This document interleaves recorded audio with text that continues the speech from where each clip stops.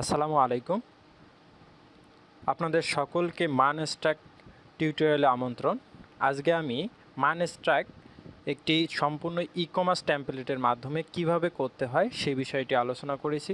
আপনারা এই প্রজেক্টটি ভালোভাবে করলে মানস্ট্রাকের মাধ্যমে যে কোনো প্রজেক্ট আপনাদের মতো করে ইমপ্লিমেন্ট করতে পারবেন। তাহলে এই প্রজেক্টটি করার জন্য এই ভিডিও ডেসক্রিপশন লিঙ্ক থেকে গিটহাবের লিঙ্কে ক্লিক করলে আপনারা এরকম একটি ইন্টারফেস দেখতে পারবেন। এই ইন্টারফেসে আসার পর আমরা দেখব যে আসলে এখান থেকে আপনারা কীভাবে এই প্রজেক্টটা ইউজ করে নিতে পারেন। এই প্রজেক্টটাকে ইউজ করার জন্য আমাদের কিছু রিকোয়ার্ড সফটওয়্যার দরকার। সেই সফটওয়্যারের মধ্যে হচ্ছে আমাদের ভিএস কোড অর্থাৎ ভিজুয়াল স্টুডিও কোডটা দরকার আছে। এটা এখানে ক্লিক করে ডাউনলোড করে নিতে পারেন। এরপর নোট যে সফটওয়্যারটি দরকার হবে সেটা এখান থেকে ডাউনলোড করে নিতে পারেন। এবং ডাটাবেজের জন্য আমাদের মঙ্গোডিবি শেল MSI ভার্সনটা ডাউনলোড করে নেবেন এবং মঙ্গোডিবি কম্পাসটাকেও ডাউনলোড করে নেবেন MSI ভার্সনটিকে। এবং এটাকে সহযোগিতা করার জন্য অপশনাল হিসেবে আপনারা পোস্টম্যানটাকে ডাউনলোড করে নিতে পারেন, যার লিঙ্ক এখানে দেওয়া আছে। এবং আপনারা যদি রিমোট ডাটাবেস ব্যবহার করতে চান অর্থাৎ মঙ্গোডিবি অ্যাটলাস ব্যবহার করতে চান, সেক্ষেত্রে এই লিঙ্কে ক্লিক করে রেজিস্ট্রেশন করে আপনারা মঙ্গোডিবি অ্যাটলাসটা ব্যবহার করতে পারবেন। পরে থাকছে যে কীভাবে আমরা এনভায়রনমেন্টগুলো সেট আপ করবো। সেটার হচ্ছে যে প্রথমে আমাদের নোট.js যে সফটওয়্যারটি আছে এটাকে ইনস্টল করতে হবে। এরপর এটা ইনস্টলেশন কমপ্লিটলি হয়েছে কিনা এটা হচ্ছে চেক করার জন্য আমরা সিএমডি প্রম্পট থেকে নোট ভার্সন কমান্ডের মাধ্যমে আমরা চেক করে নেব যে এটা আমাদের সম্পূর্ণরূপে ইনস্টল হয়েছে কিনা। এরপর আমরা initialization npm write query in the command window as npm init y, আমরা এটা init y করে নেব। এবং হচ্ছে এখানে সম্পূর্ণরূপে কিভাবে আমাদের সেট আপ করতে হবে সেই বিষয়টা এখানে দেওয়া আছে, আপনারা পড়লেই বুঝতে পারবেন।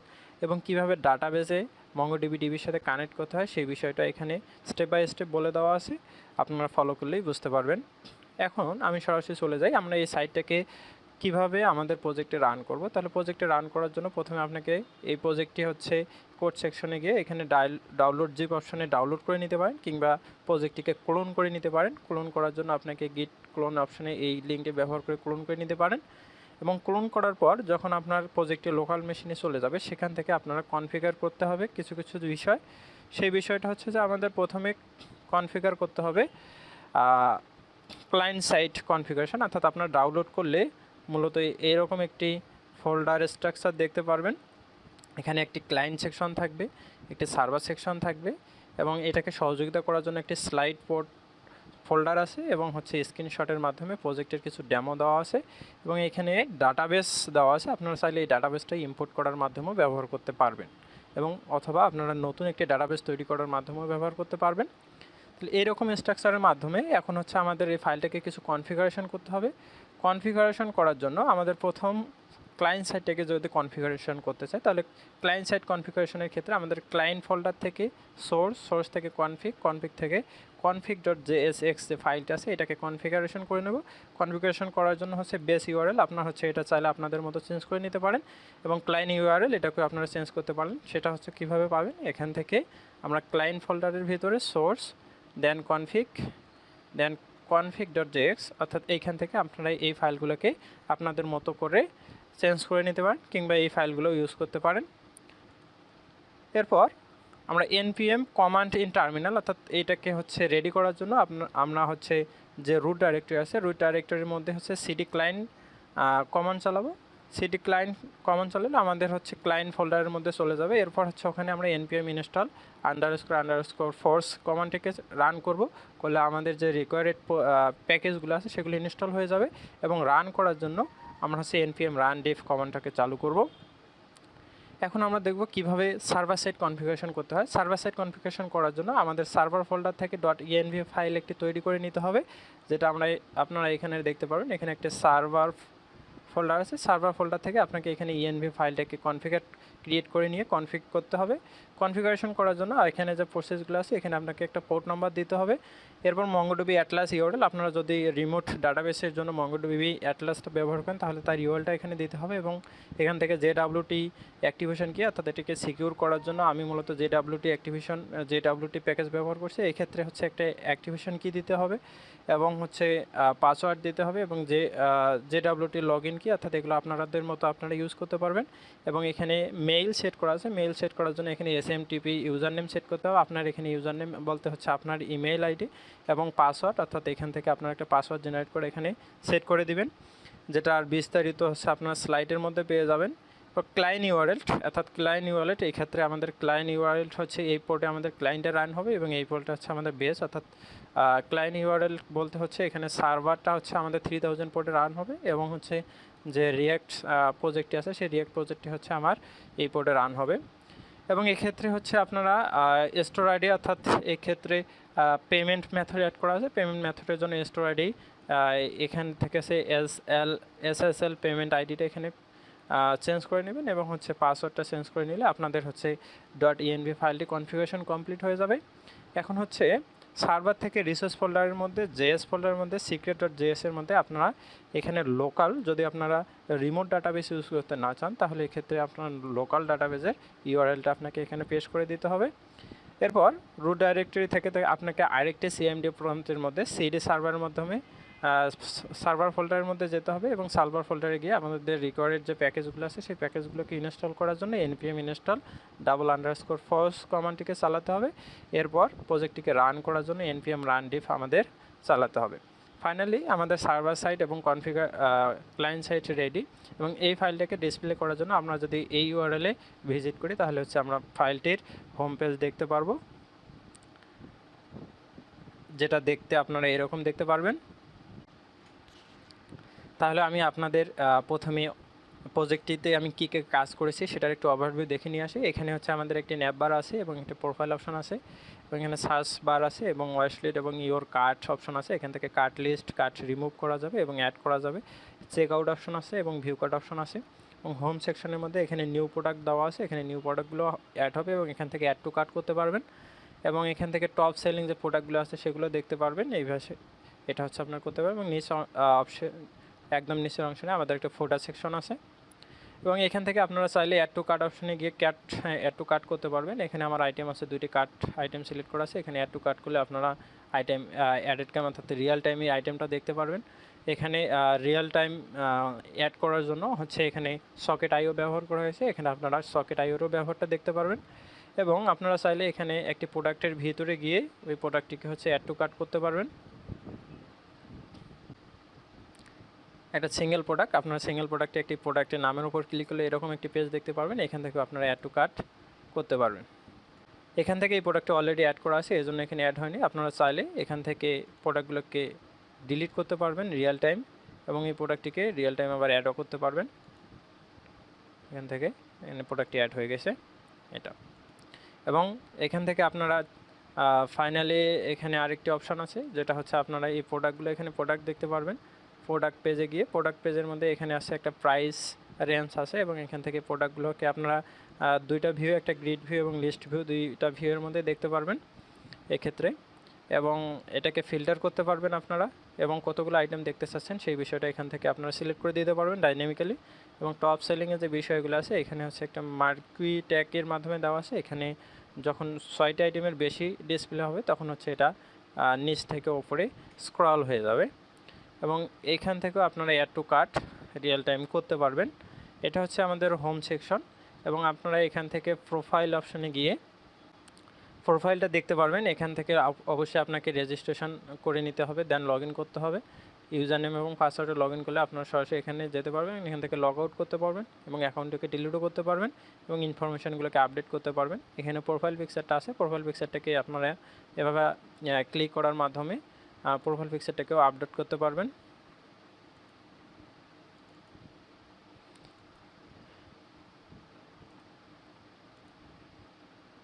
প্রোফাইল পিকটা একটা আপডেট হয়ে যাবে, সাকসেসফুলি আপডেটেড এবং এখানে আপনাদের পাসওয়ার্ড চেঞ্জ করতে পারবেন এবং এক্ষেত্রে প্রেজেন্ট অ্যাড্রেস যে বিষয়গুলো আছে এগুলো হচ্ছে আপনারা সম্পূর্ণ আপডেট করতে পারবেন এবং এটাকে লগ আউট করলে আপনারা এই পেজে অ্যাক্সেস করতে পারবেন না, অর্থাৎ যতক্ষণ পর্যন্ত আপনাদের লগ ইন হবে না এই পেজগুলোতে অ্যাক্সেস করতে পারবেন না।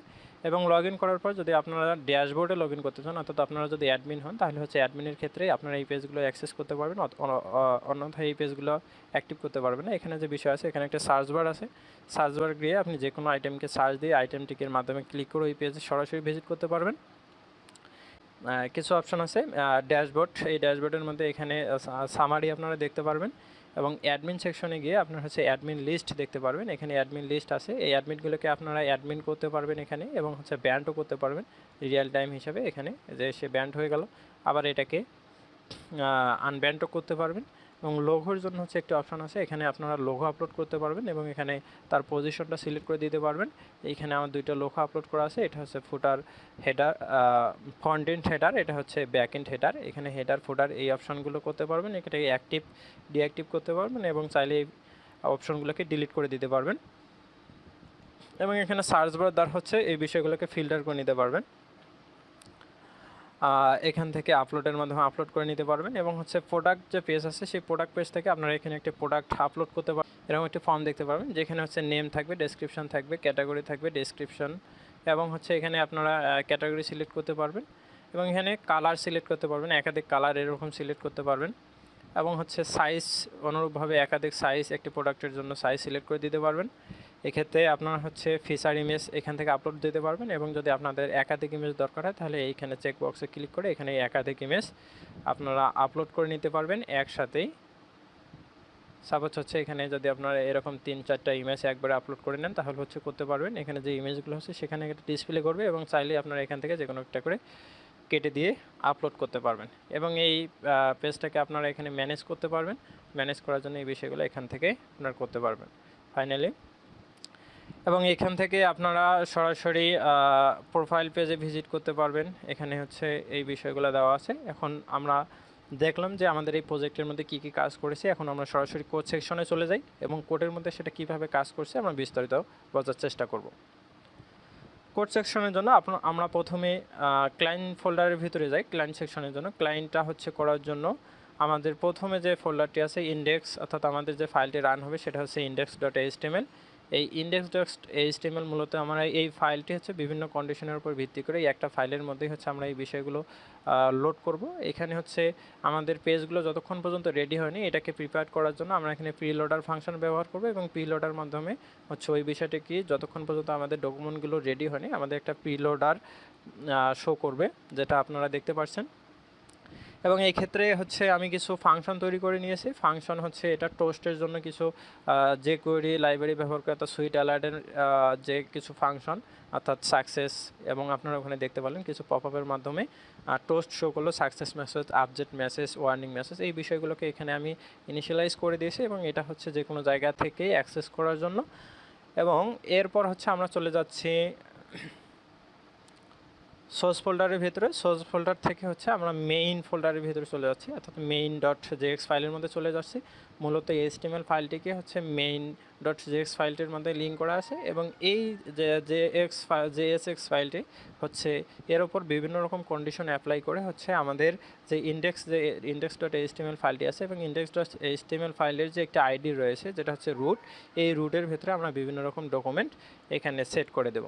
তাহলে হচ্ছে main.jx ফাইলটা হচ্ছে এখানে আমি ডাটাবেজের জন্য, অর্থাৎ এখানে হচ্ছে বুটস্ট্র্যাপ টেবিল ব্যবহার করার জন্য এই দুইটা লাইন ইউজ করেছি।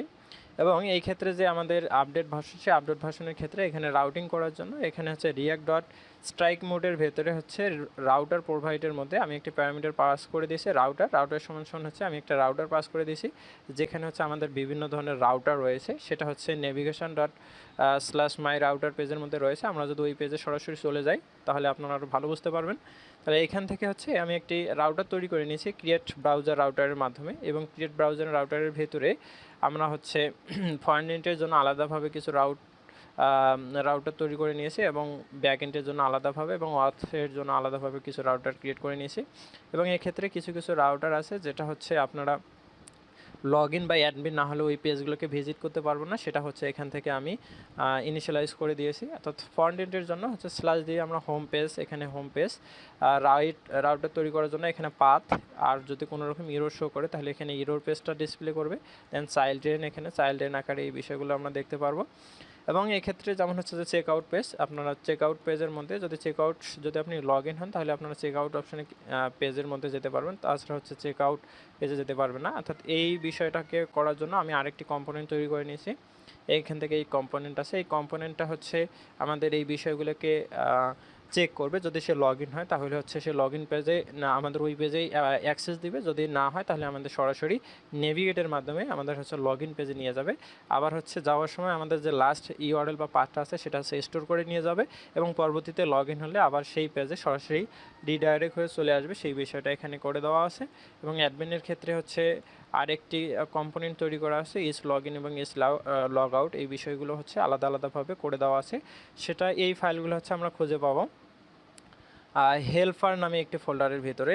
আমরা ওই দিকে পড়ে যাচ্ছে, এইগুলো হচ্ছে আমাদের রাউট। এই রাউটের উপর ভিত্তি করে আমাদের ফ্রন্ট এন্ড পেজটা হচ্ছে রিলোড হয়। এখন আমি আপনাদের এই ফোল্ডার স্ট্রাকচার সম্পর্কে কিছু ধারণা দেব। ক্লায়েন্ট ফোল্ডারের ভেতরে এখানে হচ্ছে অ্যাসেস্ট নামে একটি ফোল্ডার আছে, যেখানে আমরা বিভিন্ন ধরনের ইমেজ, জেএস ফাইল এবং সিএসএস ফাইল এই ফাইলগুলোকে স্টোর করব।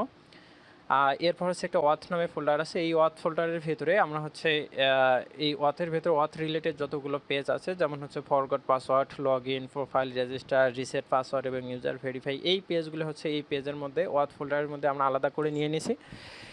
এবং ব্যাকএন্ড বলতে হচ্ছে আমরা ড্যাশবোর্ডের জন্য যে কাজগুলো করবে সব এই ব্যাকএন্ড ফোল্ডারের মধ্যে দেওয়া আছে। এই ব্যাকএন্ড ফোল্ডারের মধ্যে হচ্ছে আমাদের ব্যানার এবং বিভিন্ন ধরনের কম্পোনেন্ট, যেটা আমাদের পেজকে রিলোড করতে হেল্প করবে, এবং ফুটারটাকে আলাদা করে নিয়েছি, হেডারটাকে আলাদা করে নিয়েছি, এবং বিভিন্ন ধরনের পেজ আছে সেই পেজগুলোকেও আলাদা করে নেওয়া হয়েছে এখানে।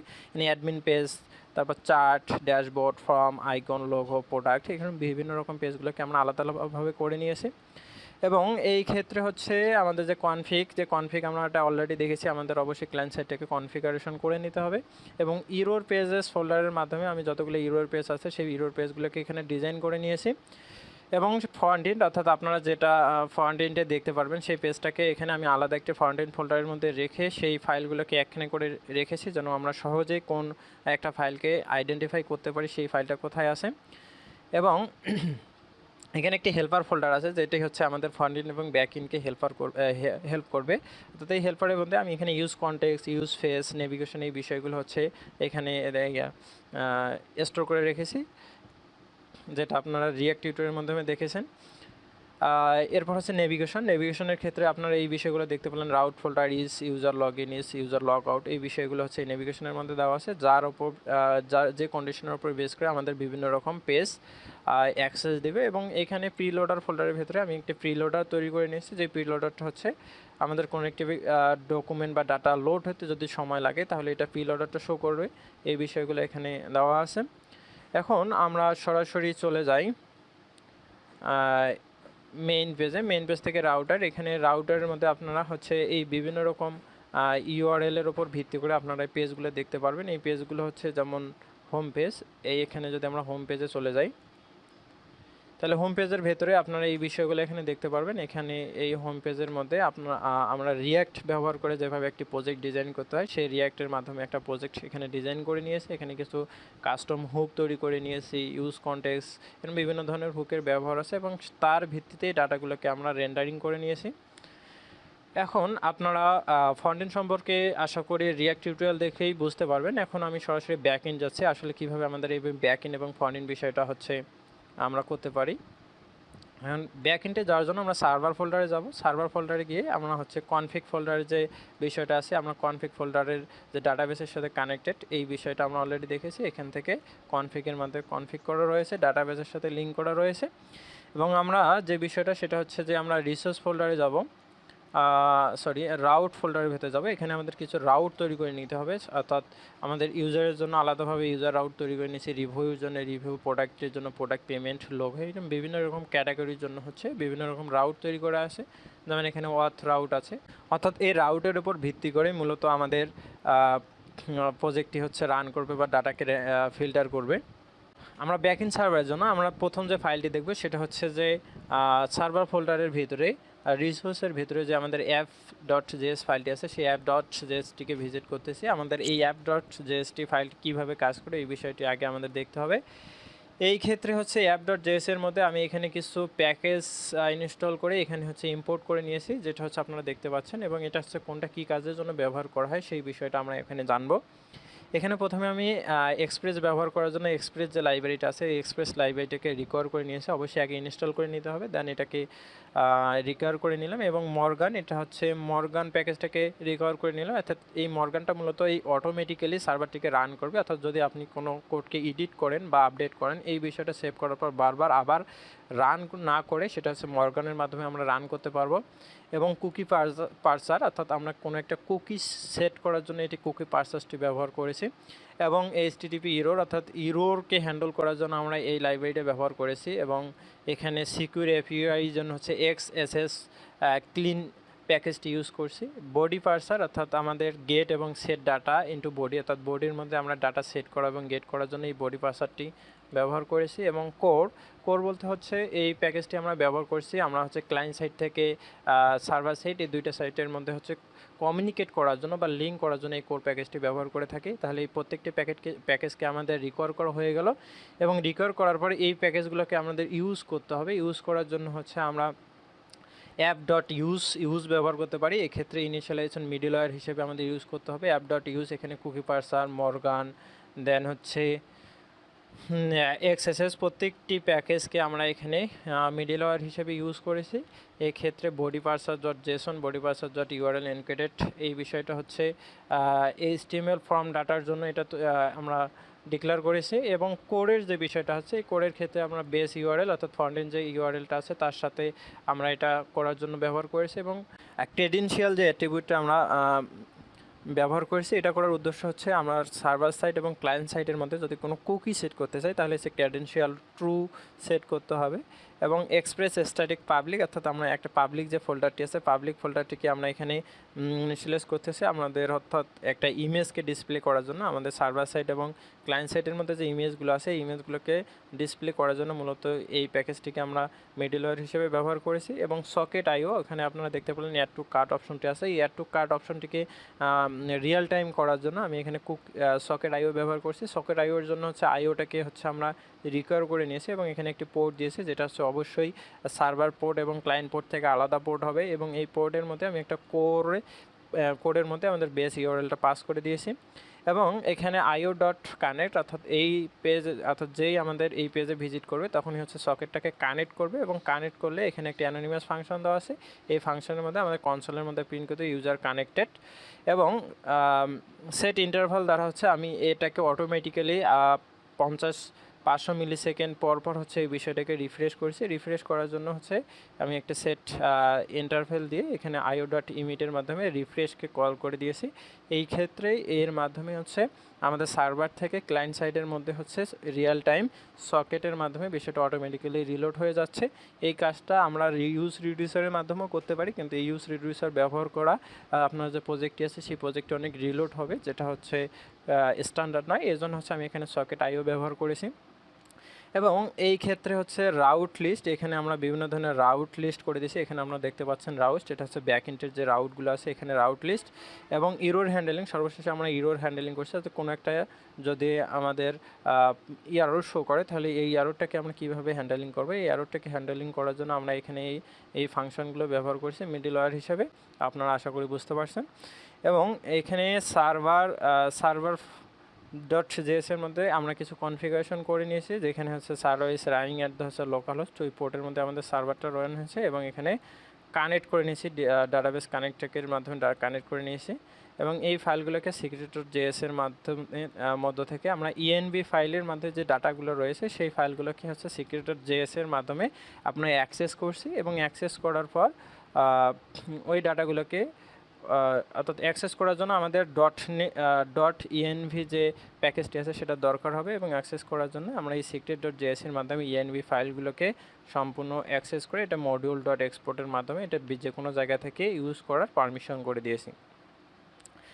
এখন আমরা রাউটস ফোল্ডারের ভিতরে চলে যাই। রাউটস সাপোজ হচ্ছে ওয়াথ রাউট, এখানে ওয়াথ রাউটের আপনারা দেখতে পাচ্ছেন, এখানে ওয়াথ রাউটের মধ্যে হচ্ছে অথেন্টিকেশন রাউটের ভেতরে আমরা হচ্ছে এখানে গেট রাউট এবং মিডলওয়্যার হিসেবে লগ ইন অ্যাডমিন, এই বিষয়গুলো আমরা মিডলওয়্যার হিসেবে ব্যবহার করেছি। এবং এই ক্ষেত্রে এই বিষয়গুলো আপনারা দেখতে পাচ্ছেন, এর ওপর ভিত্তি করে আমাদের হচ্ছে বিভিন্ন ধরনের কন্ট্রোলার আছে, এই কন্ট্রোলারের যে মেথডগুলো আছে সেই মেথডগুলো কল হবে। সাপোজ হচ্ছে আপনারা লগ ইন করবেন তাহলে ইউজার লগ ইন, সেটা হচ্ছে ওয়াথ কন্ট্রোলার থেকে ইউজার লগ ইনের ফাংশনটি কল হবে। এক্ষেত্রে আমরা হচ্ছে কিছু সার্ভারের মধ্যে যদি সার্ভার স্ট্রাকচারটা আমি একটু দেখাতে চাই, তাহলে হচ্ছে আপনারা অলরেডি দেখতে পাচ্ছেন এই বিষয়গুলো। রাউট, এক্ষেত্রে হচ্ছে আমাদের অ্যাপ একটি ফোল্ডার থাকবে। অ্যাপ ফোল্ডারের ভেতরে আমাদের বিভিন্ন রকম হেল্পার আছে, এই হেল্পার ফাইলগুলো এখানে থাকবে যেগুলো আমাদের হেল্প করবে। এবং এইচটিটিপির ভেতরে হচ্ছে আমাদের কন্ট্রোলার ফোল্ডার থাকবে। এই কন্ট্রোলার ফোল্ডার থাকলে আমাদের বিভিন্ন ধরনের কন্ট্রোলার থাকবে এখানে, যেমন অথ কন্ট্রোলার, ব্রান্ড কন্ট্রোলার, ক্যাটাগরি, এরকম কন্ট্রোলারগুলো থাকবে এখানে। এবং এখানে শিট রাউটের জন্য হচ্ছে একটা শিট কন্ট্রোলার তৈরি করা আছে, যেটা হচ্ছে আমাদের ডাটাগুলোকে অটোমেটিক্যালি রিসেট করে দিবে। এবং প্রত্যেকটি কন্ট্রোলারের জন্য এখানে কন্ট্রোলারের যে বিষয়গুলো আছে একটা করে মেথড দেওয়া আছে, সেই মেথড অনুসারে কাজ করে দেওয়া আছে এবং সর্বশেষ মেথডগুলোকে এখানে এক্সপোর্ট মডিউল ডট এক্সপোর্ট করে দেওয়া আছে অন্য অন্য জায়গা থেকে অ্যাক্সেস করার জন্য। এবং এই ক্ষেত্রে আমাদের কিছু মিডলওয়্যার দেওয়া আছে, এই মিডলওয়্যারগুলো হচ্ছে আমাদের হেল্প করবে, যেমন হচ্ছে অথ মিডলওয়্যার। এই অথ মিডলওয়্যারের ক্ষেত্রে এই ডাটাগুলো হচ্ছে আমাদের হেল্প করবে কিভাবে এই বিষয়গুলো আমাদের প্রজেক্টের ক্ষেত্রে মিডলওয়্যার হিসেবে ব্যবহার করবে, এই বিষয়গুলো এখানে দেওয়া আছে। যেমন আপনারা এখানে দেখতে পাচ্ছেন লিমিটার, এখানে হচ্ছে লিমিটার হচ্ছে আমরা একটি ইউআরএলের মধ্যে সর্বোচ্চ 5 বার বা 1 মিনিটে হচ্ছে 5 বার আমরা হিট করতে পারবো, এর বেশি হলে আমাদের লিমিট শো করবে। ইস লগ ইনের ক্ষেত্রে এখানে is log in middleware, is log out middleware এবং হচ্ছে ইস অ্যাডমিন মিডলওয়্যার, এই মিডলওয়্যারগুলো আমরা এখানে তৈরি করে নিয়ে এখানে এক্সপোর্ট করে দিয়েছি। এবং অন্য এই মিডলওয়্যারগুলোকে আমরা বিভিন্ন ধরনের রাউটার থেকে এটাকে অ্যাক্সেস করেছি। এবং এখানে রিকোয়েস্ট ফোল্ডার আছে, রিকোয়েস্ট ফোল্ডারের জন্য হচ্ছে আমরা ফর্ম ভ্যালিডেশনের জন্য কিছু রিকোয়েস্ট তৈরি করে নিয়েছি, যেমন product form validation, user form validation এবং ক্যাটাগরি ফর্ম ভ্যালিডেশন। এরকম হচ্ছে ভ্যালিডেশন আমরা ভ্যালিডেশন অর্থাৎ ভ্যালিড করে নেওয়ার জন্য হচ্ছে এখানে ভ্যালিডেশন রিকোয়েস্ট ফোল্ডারের মধ্যে কিছু ফর্ম রিকোয়েস্ট তৈরি করে নিয়েছি, যেটার মাধ্যমে আমাদের অটোমেটিক্যালি আমাদের ডাটাটাকে ভ্যালিড আছে কিনা সেই বিষয়টাকে চেক করবে এখানে। এবং এখানে আরেকটি, যেহেতু আমরা এখানে এমভিসি আর্কিটেকচারে কাজ করছি, তাহলে আমরা কন্ট্রোলার দেখলাম। এখানে হচ্ছে মডেলের ভেতরে আমরা কয়েকটি ডাটাবেস তৈরি করে নিয়েছি, অর্থাৎ brand model, category model, logo model, product image model, এরকম হচ্ছে অনেকগুলো মডেল তৈরি করে নিয়েছি। বা হচ্ছে আমরা টেবিল তৈরি করার জন্য এই মডেলগুলো তৈরি করবো এবং এই মডেলগুলোকে এক্সপোর্ট করে দিয়েছি।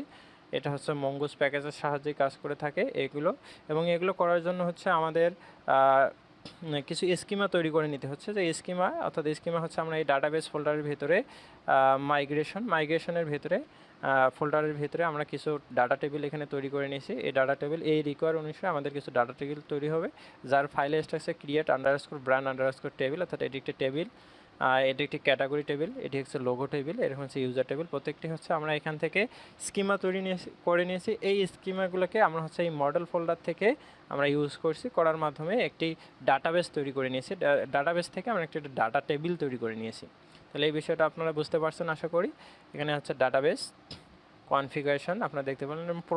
প্রোভাইডার মাধ্যমে হচ্ছে আমাদের কিছু প্রোভাইডার করবে, অর্থাৎ কিছু ফাংশন তৈরি করে নেওয়া আছে। আমরা কোনো একটা বিষয়টাকে একটা ফাংশন তৈরি করে নিয়েছি এবং এই ফাংশনটাকে আমরা যে কোনো জায়গা থেকে আমাদের সহজে ব্যবহার করার জন্য এই প্রোভাইডারটা কাজ করে। অর্থাৎ আমরা কোনো একটি ফাংশনে আছে, এই ফাংশনের ভেতরে আমরা কোনো একটা মেথডকে কল করব। এই মেথডকে কল করার জন্য সরাসরি আমরা একটা বাই ডিফল্ট মেথড তৈরি করে নিয়েছি। এই মেথডকে জাস্ট নাম ধরে বা আমাদের রিকোয়ারমেন্ট অনুসারে ফিল দ্বারা কল করলে আমরা এই ফাংশনটাকে কল করতে পারবো। এবং এখানে রেসপন্স সার্ভিস প্রোভাইডার দ্বারাও হচ্ছে কিছু প্রোভাইডার তৈরি করা রয়েছে। এই প্রোভাইডারগুলোকে কল করলেই মূলত আমরা এই যে কাজগুলো সংক্ষিপ্ত করার জন্য এই ফাংশনগুলো তৈরি করে নিয়েছি, যেটা হচ্ছে প্রোভাইডার ফোল্ডারের মধ্যে তৈরি করা হয়েছে। আশা করি আপনারা ফোল্ডার স্ট্রাকচার এবং কোনটা কিভাবে কাজ করে বুঝতে পারছেন।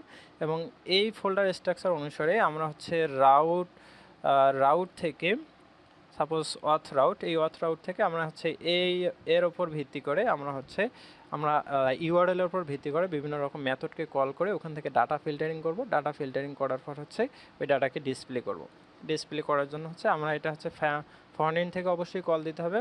আর কল দেওয়ার জন্য হচ্ছে আমি যে প্যাকেজটি ব্যবহার করছি সেই প্যাকেজটি হচ্ছে অক্সিওস প্যাকেজ।